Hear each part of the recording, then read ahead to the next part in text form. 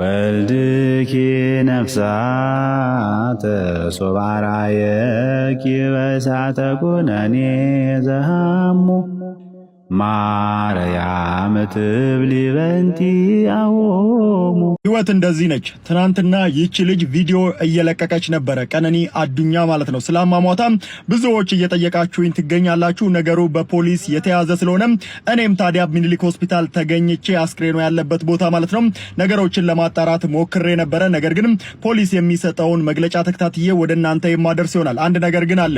ህይወት እንደዚህ ነች። ትናንትና አለን፣ ዛሬ የለንም። እኛ እንባላለን፣ እንጋደላለን፣ ነገ ዘላለም የምንኖር ይመስለናል። ነገር ግን ሟቾች ነን። ለቀነኒ አዱኛ ነፍስ ይማር፣ ለአንዱ ዓለም ጎሳም መጽናናትን እመኛለሁ። መላው ቤተሰቦቿ፣ ወዳጅ ዘመዶቿ፣ አድናቂዎቿ በድጋሚ መጽናናትን እመኛለሁ። ነፍስ ይማር። ሞዴል ቀነኒ አዱኛ አሟሟትን አስመልክቶ በዚህ ሰዓት የአዲስ አበባ ፖሊስ መግለጫ መስጠቱን ተመልክቻለሁ። በሟች ሞዴል ቀነኒ አዱኛ ዋቆ አሟሟት ዙሪያ ምርመራ እያጣራ መሆኑን የገለጸው የአዲስ አበባ ፖሊስም በለሚ ኩራ ክፍለ ከተማ ወረዳ 3 ልዩ ቦታው ሰንሻይን ቤቶች ፊት ለፊት ከሚገኘው ውዳሴ ህንፃ ላይ ነዋሪ የነበረችው ሟች ወይዘሮ ቀነኒ አዱኛ ዋቆ መጋቢት 1 ከሌሊቱ 10 ሰዓት አካባቢ ከቤቷ የማብሰያ ክፍል በኩል ካለው በረንዳ 5ኛ ፎቅ ላይ ለጊዜው ምክንያቱ ባልታወቀ ሁኔታ ወድቃ ለሕክምና እርዳታ ወደ ያኔት ሆስፒታል እየተወሰደች ባለበት ወቅት ህይወቷ አልፏል ብሏል ፖሊስ።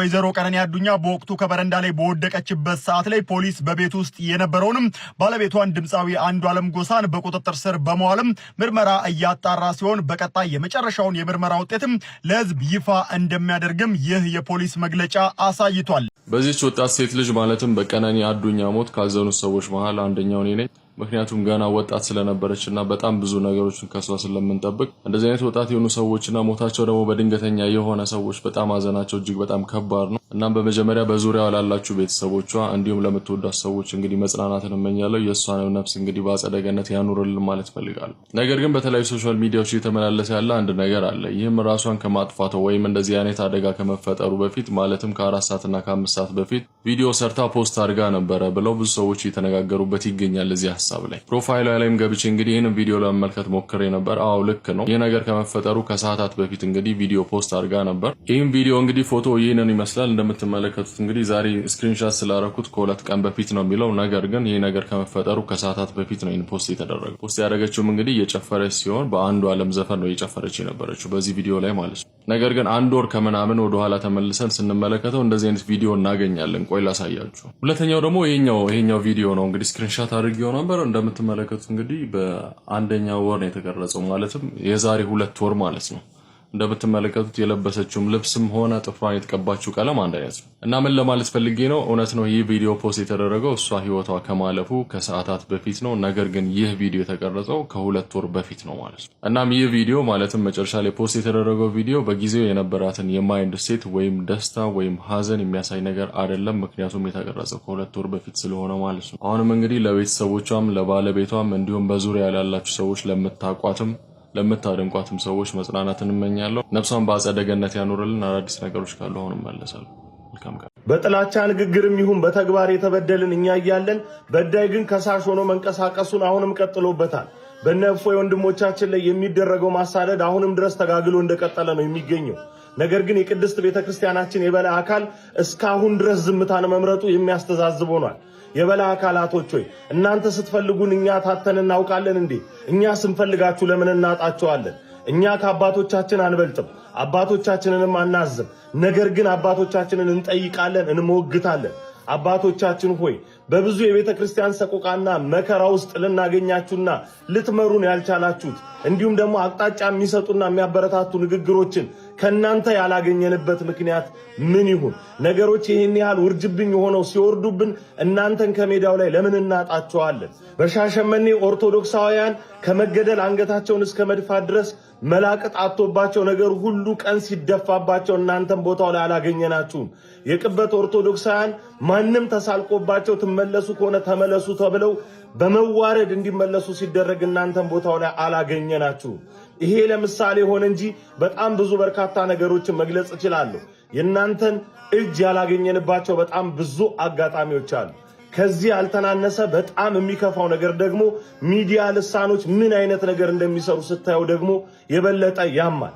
በእስልምናው በኩል ተጽዕኖ ፈጣሪ የተባሉ ገጾች ከምክር ቤቱ ጀምሮ ይህንን አይነት መረባረብ ሲያደርጉ የኛ የሚዲያ ልሳኖች ይሄው የኦቲሲ ሲምባ አስጎብኚ ማህበርን እያስተዋወቀ ነው።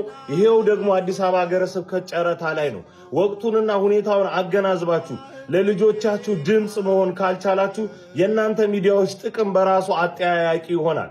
እባካችሁ ክቡራን አባቶቻችን አባት ሁኑ። የልጆች መጠቃት ተነጥሎ ከሃይማኖት ተለይቶ የሚታይ አይደለም። ስለዚህ አጥቂዎቻችን የቤተ ክርስቲያን ልጆችን ከሃይማኖቱ በመነጠል ለብቻቸው ለማጥቃት ጥረት ሲያደርጉ እናንተ እንድትከላከሉን አሁንም በልጅነት መንፈስ እንማጸናቸዋለን። ያያ ጉድህን አላየ መስቀል አደባባይ የኛ ነው ብሎ ሲጮህ እዚህ ሲያምሱት የነበሩ ሰው ከበሮና ጽናጽል እንዲህ ሲደረግ አይተዋል። ይህን ቪዲዮ ግን አይተውታል።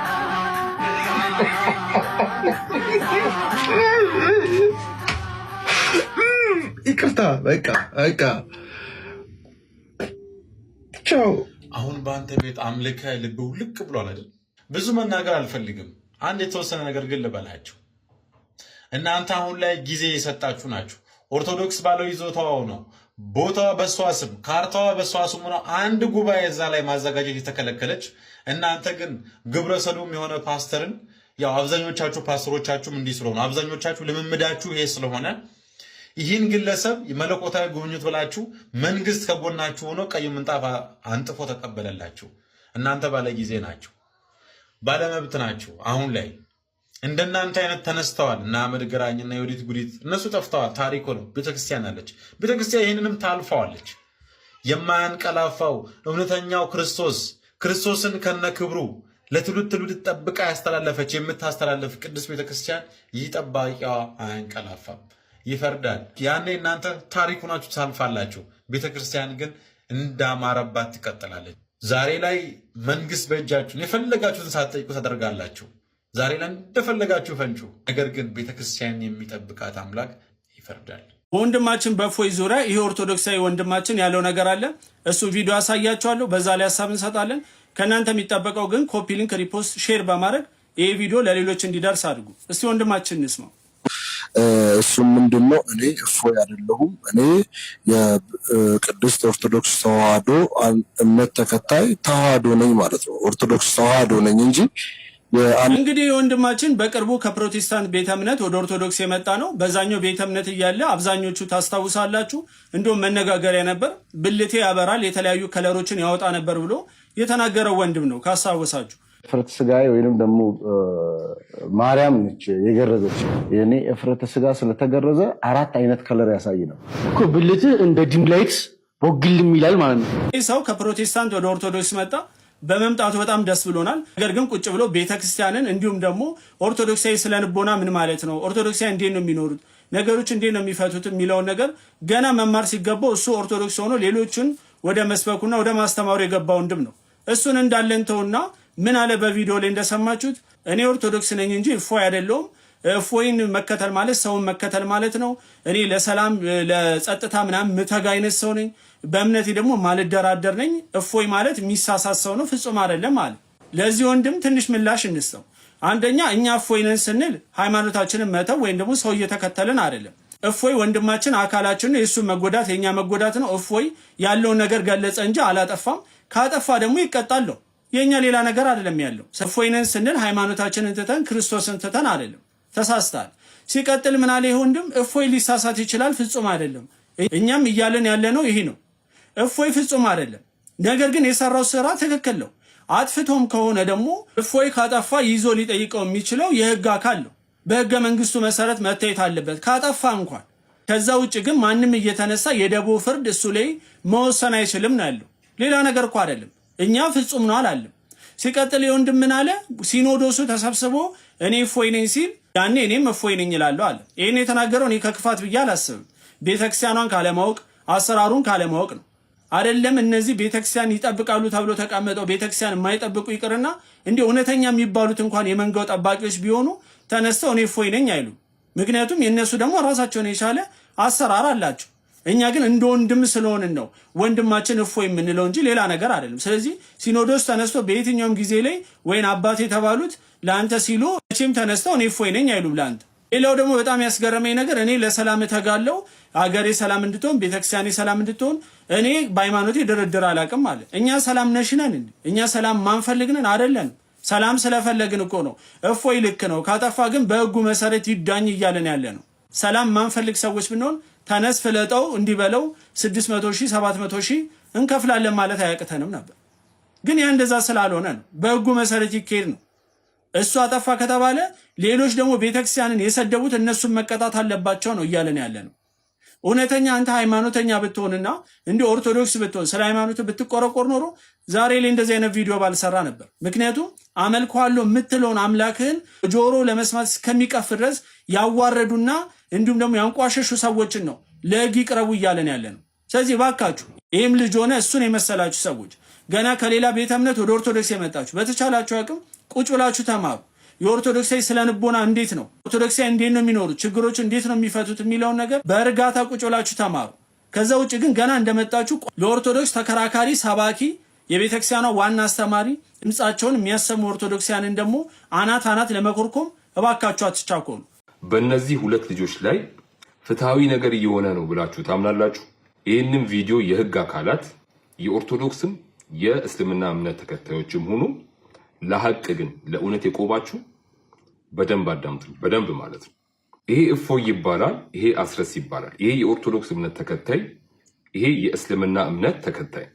በተለይ ከዚህ ከእፎይ ጋር በተገናኘ የእስልምና እምነት ተከታይ ወገኖቻችን ነብያችንን ነካ፣ በጣም የምንወዳቸውን የምናከብራቸውን ምንሳሳላቸውን ነቢይ ክብር ነካ ብላችሁ ያው እየደረሰበት ያለውን ነገር ሁላችንም የምናውቀው ነው። በተቃራኒው ደግሞ እዚህ ጋር አስረስ ይባላል፣ የእስልምና እምነት ተከታይ ነው። ከዚህ ልጅ ጋር በተገናኘ ደግሞ የክርስትና እምነት ተከታዮች አምላካችንን ሰደበብን ብለው እየጮሁ ነው። እዚህ ጋር ነብያቸውን፣ እዚህ ጋር ደግሞ አምላካቸውን። ከዚህ ካደረጉት ነገር አንጻር ደግሞ ምንድነው እየደረሰባቸው ያለው ነገር ካልን በጣም ስላሳዘነኝ ነው ይህን ቪዲዮ የሰራሁት። የእፎይን በተመለከተ ህግ ጉዳዩን እንደያዘ ከሀገር እንዳይወጣ እንደታገደ በእስልምና እምነት ተከታዮች እንኳ እፎይን ለጠቆመ ያለበትን ላሳየ እስከ 400,000 ብር ሽልማት እንዳለው እየታወጀ ነው። ምን አድርጎ? የእስልምና እምነት ተከታዮችን ነቢይ ክብር ነካ ተብሎ። ይሄ ደግሞ በጣም የሚገርመው በሰላም እየኖረ ነው። ምን አድርጎ? የክርስትና እምነት ተከታዮችን በቢሊዮን የሚቆጠሩ የክርስትና እምነት ተከታዮች፣ በቢሊዮን ያልኩት ኢየሱስ ክርስቶስ በአምላክነት የሁሉ ገዢ ፈጣሪ ተብሎ የሚመለከው በኦርቶዶክስ ተዋሕዶ እምነት ብቻ ስላልሆነ ነው። በፕሮቴስታንት እምነት፣ በካቶሊክ እምነት አምላክ ተብሎ የሚመለክ በእነዚህ 3 ቤተ እምነቶች ውስጥ ባሉት የእምነት ተከታዮች በቢሊዮን የሚቆጠሩ የእምነት ተከታዮች አምላክ ተብሎ የሚመለክ የማይደራደሩበት አምላካቸው ነው። ይህንን አምላክ እንዲህ ብሎ ሰደበ። በደንብ አዳምጡ። ኢየሱስ ክርስቶስ እብድ እንደነበረ መጽሐፍ ቅዱስ በዮሐንስ ወንጌል ምዕራፍ 11 ላይ በግልጽ ቋንቋ ይናገራል ማለት ነው። እንዲህ በማለት በአእምሮም ታወከ ተብሎ ለኢየሱስ ክርስቶስ ተነግሯል። በአእምሮ መታወክ ማለት አበደ ወይም እብድ ነው ማለት ነው። ስለዚህ ኢየሱስ ክርስቶስ እብድ ነበር ማለት ነው። በጣም ነው የሚቀፈው። እና የህግ አካላት እፎይን የእስልምና እምነት ተከታዮችን ነቢይ ክብር ነክታል ብላችሁ ከሀገር እንዳይወጣ አግዳችሁ ክትትል እያደረጋችሁበት ያላችሁ የህግ አካላት እዚህ ጋር ያለውንስ አስረስ የሚባለውን የእስልምና እምነት ተከታይ በአንድ ቤተ እምነት ብቻ ሳይሆን በ3 ቤተ እምነቶች በአምላክነት ደረጃ የሚመለክን ፈጣሪ እንደዚህ የሰደበውን ለምን ዝም አላችሁ ነው እኔ ጥያቄ። ነብይን የሰደበውን እያሳደዳችሁ አምላክን የሰደበውን ለምን ዝም አላችሁ ነው። ለንጽጽር እንኳን ቢቀርብ እፎይ ሰደበ ወይንም አንቋሸሸ የተባለው የነሱን ነብይ ነው። ይሄ ግን አምላካችንን ነው የተሳደበው። ህግ የሚቆመው ለእውነት እስከሆነ ድረስ ለይቶ የሚያሳድድበት ምንም ምክንያት የለም። ስለዚህ ይህንን ጉዳይ ፌር እንድታረጉልን እንጠይቃለን። ምናልባት ይህ ጥያቄ ከኔ አንደበት ይውጣ እንጂ የመላው የክርስትና እምነት ተከታዮች ጥያቄ እንደሆነ ህግ እንዲያቅልን እንፈልጋለን። እስከ መጨረሻው አንፋተውም። እስከ መጨረሻው አይደለም ታሳያለሽ። ነገረ ማርያም አሁን ባያስ እንደሆንክ ዲያቆን ዘማርያም ሚልህን እንትን ታደርጋለህ። እውነት ለማወቅ እንኳን እንደዛ አይደለም። አልፈለኩም። አንቺ ልታሳይኝ የፈለግሽው ይሄን ነው። አይኔ አላስወጣሽም። በዚህ አሁን ተማረሽ አሁን እንግዲህ ነገሩ ወዴት እንወስደዋለን? አንተ የኮፕቲክን ቸርች አሳድግና ታሳየን። ቆይ አሳድጋት አይደለም፣ ቆይ አሳድጋትና ታሳየን። ቆይ አሳድጋት። አሁን ሰው ልታበዛ አይደለም። ሰው የጠየቀውን ጠይቅሻለሁ። ይሄ እንደምናየው የካቶሊክ ኦርቶዶክስ ቸርች ዳች ቸርች ኦፊሻል ዌብሳይት ነው። ይሄ ደግሞ ሆሊ ሲኖዶስ መንበርስ ናቸው። ይሄ ሆሊ ሲኖዶስ የካቶሊክ ሆሊ ሲኖዶስ ነው። እዚህ ጋር ፓፕ ቴዎድሮስ ዘሰከንድ የግብፅ ፓትሪያርክ ናቸው። እዚህ ጋር ደግሞ ሉክ ሁ ኢዝ ሂር። አሁን እኛ አባት ተሐድሶ ብለህ የከሰስካቸው ያለው ቢሸፕ መቃሪዎስ ኤሪትሪያ የሲኖዶስን መሪ ናቸው። የግብፅ ደግሞ ቢሻፕ ጳጳስ ናቸው። የሲኖዶሱ መሪ አባል ናቸው። እና አንተ እንደ አንድ ኦርቶዶክስ ወንድም ማለት ነው ዲያቆን እንደሆነ አሁን ዲያቆን በመሆንህ እኔ በጣም አከብርሃለሁ። አንተ በምን መረጃ ነው አንተ ለአንድ ቢሾፕ የሴንት ማርክ አፖስቶሊክ ሳክሴሽን እኮ አንተ ያቆሸሽከው ነው። አፖስቶሊክ ሳክሴሽን እኮ ረጋግጠዋል። ዲያቆን ዘባሪያ ኤድና ተረጋጊ። አንድ ሰው መናፍቅ ነው መናፍቅ ባንተ እይታ። ቆይ ተረጋጊ። ቆይ ኤድና ቆይ አንድ ሰው ከግብፅ ኦርቶዶክስ ቤተክርስቲያን ቢሾምና ስሚኝ ቢሾምና ይኸው አረጋገጥኩልሽ። ከግብፅ ኦርቶዶክስ ቤተክርስቲያን ተሾሞ መጣ። ጳጳስ ሆኖ ኢትዮጵያ ውስጥ ተመደበ። ይሄ አባት ግን ድንግል ማርያም ጥንተ አብሶ አለባት ላቲ ስባት ክብር ይግባትና እንደዛ አለ። እምነታችን ነው። ስለዚህ ሰው ልጨርስ መሀል አትግቢ ኤድና፣ መሀል አትግቢ ኤድና፣ መሀል አትግቢ እባክሽን። እኔ ልጨርስና ትጠይቂኛል። ይኸው እኔ እኮ አስደመጥኩሽ እኮ። ይኸው መናገር አትፈልግም። የአንድ ሳይድ የምትሳም ስትይ ይኸው ክፈችና አሳየሽኝ እኮ። ይኸው ጠየቅኩሽ ነው ወይ ጠየቅኩሽ ነው ያለሁት።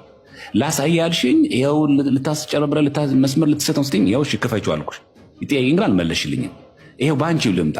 የግብፅ ኦርቶዶክስ ቤተክርስቲያን የሾመቻቸው አባት ናቸው ያረጋገጥኩልሽ። አንድ ሰው አንድ አባት በግብፅ ኦርቶዶክስ ቤተክርስቲያን መጥቶ ተመድቦ ጵጵስና ተቀብሎ ስለመጣ ምንም ቢናገር መናፍቅ አይደለም ማለት ነው? ይህም መልሽልኝ። እሺ እንግዲህ አንድ ሰው ቅድስት ድንግል ማርያም ጥንተ ተአብሶ አላት ስላለ እሷን ጠይቁሽ። ቆይ መጀመሪያ የሰው ነው መልሽልኝ። እና የጠይቁሽ በቀጣ መልሽልኝ። በግብፅ ኦርቶዶክስ ቤተክርስቲያን ልድገምልሽ። በግብፅ ኦርቶዶክስ ቤተክርስቲያን የተሾመ አባት በኤርትራ የሚሾም ኢትዮጵያ ውስጥ የመጣ የተሾመ አባት ከቤተክርስቲያኒቷ አስተምሮ ውጭ ቢናገር ይሄ ሰው በግብፅ ተሾሞ መጥቷልና መናፍቅ አይባልም ይባላል? አይባልም። እኚህ አባት እኮ የግብፅ ጳጳስ ናቸው። እንደዛ ይባላል ወይስ አይባልም? መናፍቅ ማለት ያለብን። ቆይ አዳምጪኝ። ይባላል ወይስ አይባልም? አይባልም። ስለዚህ የፈለገውን ቢል አንድ ሰው በጣም ጥሩ። ስለዚህ በግብፅ ተሹሞ የመጣ ቆይ ልንጠይቅሽ።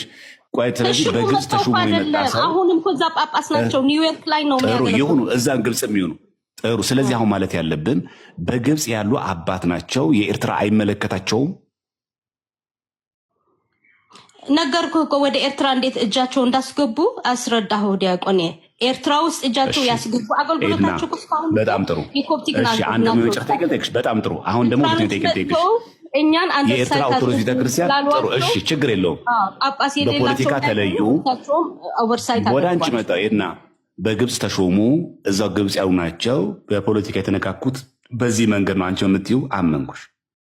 እስቲ አሁን ባልኩሽ መሰረት ደግሞ የኤርትራ ኦርቶዶክስ ቤተክርስቲያን ከሳቸው በፊት ድንግል ማርያም ጥንተ አብሶ ነበረባት፣ በብስራት ጊዜ ነው ከዚህ የነጻችው ብላ የምታስተምርበትን ወይ የዶክመንት ወይ የቪዲዮ ማስረጃ አሳይ።